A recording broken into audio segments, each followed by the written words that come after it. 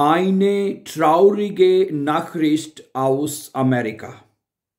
Am 29. Januar 2025 passiert ein Unfall in Washington, D.C.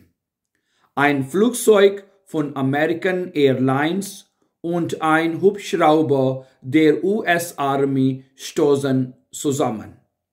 Der Unfall ist in der Nähe des Ronald Reagan Washington National Airports.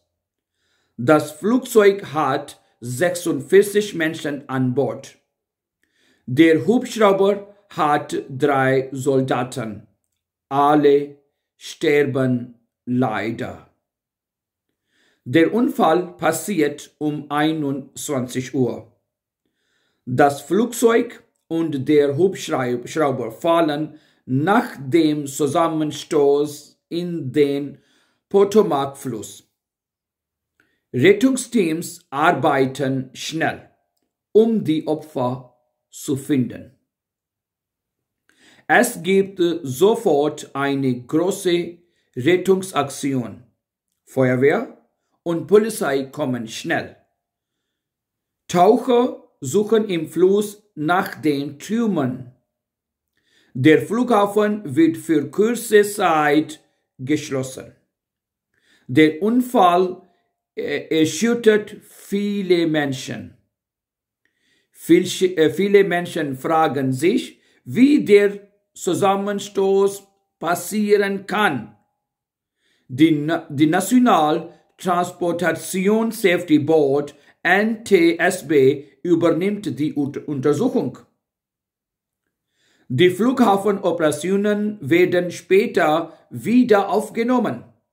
Es gibt Berichte, dass einige berühmte Personen im Flugzeug sind. Dazu gehören Weltmeister im Paarlauf und auch Jugendliche. Die Behörden sagen, dass der Unfall von der US-Army und der Polizei gut gemanagt wird. Flughäfen und die Fluggesellschaften nehmen diesen Unfall sehr ernst. In den nächsten Tagen wird es mehr Informationen über die Untersuchung geben. Der Zusammenstoß von American Airlines und dem Hubschrauber ist ein sehr trauriger Unfall. Viele Menschen in Washington und den USA sind sehr traurig über den Unfall. Thank you.